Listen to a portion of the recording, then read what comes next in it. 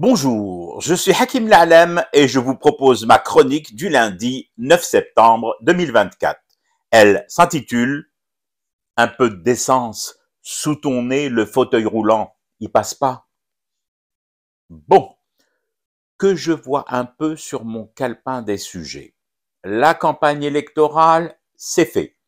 Le vote pour le président de la République, c'est fait aussi. Bengrina remisé dans les caves des APC, tout contre les panneaux d'affichage des bobines des candidats, c'est réglé. D'autant plus réglé sur la durée pour ce Gus, je l'espère, qu'on a vu les dégâts que ces pitreries ont produits sur l'opinion et sur les volontés de l'expression citoyenne.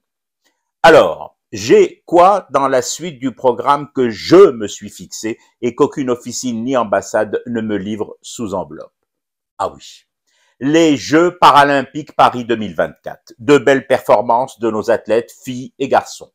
Mais je dois bien l'avouer, je suis un peu gêné devant l'allégresse hystérique de certains de nos dirigeants sportifs et politiques, parfois au plus haut niveau, qui passent leur journée à égrener de manière outrageusement gourmande le tableau des médailles de nos paralympiques, à crier à tue-tête one, two, three, viva l'Algérie, une écharpe aux couleurs du pays, nouée au cou et retombant sur le costume manche courte de circonstance. Pourquoi gêner? Ne serais-je pas moi aussi content des performances de nos sportifs? Ah si, heureux et même aux anges. Mais il y a tout de même un truc qui me turlupine au plus haut point. Comment, lorsqu'on est responsable sportif ou politique ou les deux, parfois aux commandes de secteurs clés et même trousseaux de clés, peut-on dans le même temps applaudir à tout rompre aux médailles algériennes de Paris 2024 et chez soi, en désédit, tout responsable que l'on est, se montrer incapable, piteusement incapable, de contraindre par la loi et de rendre systématiquement obligatoire les accès aménagés aux besoins spécifiques des personnes à mobilité réduite dans les différentes administrations et institutions du pays. T'applaudis les champions paralympiques désédiens et tu te fous royalement qu'une personne en déficit de motricité ne puisse pas seule se rendre à un guichet de mairie, se faire délivrer un certificat de vie, sinon à se voir contrainte de se faire accompagner par une escouade d'âmes charitables aux bras et aux reins solides qui soulèveront le fauteuil roulant, mais pas grimpant et encore moins volant, afin que le citoyen en situation de handicap puisse enfin poser sa rage devant un comptoir d'APC trop haut construit pour une personne assise. Il y a un Binks, les mecs. Toutes les citoyennes et citoyens désédiens ne lancent pas le disque, le poids, ni ne courent le 100 mètres dans des temps de record du monde, ni ne kayak comme des flèches sur l'eau.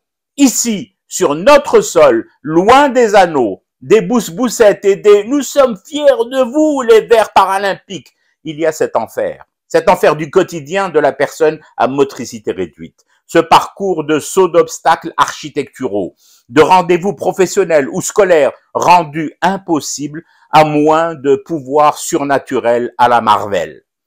Que les Algériennes et les Algériens de la vie quotidienne, vous et moi, les citoyens lambda, soient fiers des Verts paralympiques. Je trouve cela beau et magnifique. Qu'un responsable ayant pouvoir, mais n'exerçant pas ce pouvoir à faire appliquer les lois qui existent pourtant, qui ont été votées par l'Assemblée nationale et qui obligent au moins à l'accès aménagé à l'entrée des immeubles, bâtiments et structures de liens sociaux et administratifs, ça me semble à minima incongru et à maxima m'oblige, moi, une fois les lampions de la présidentielle éteints, à fumer encore plus rageusement du thé pour rester éveillé à ce cauchemar qui continue. C'était Hakim La'alem. Je vous retrouve demain pour une autre chronique et une autre façon de dire son amour à l'Algérie.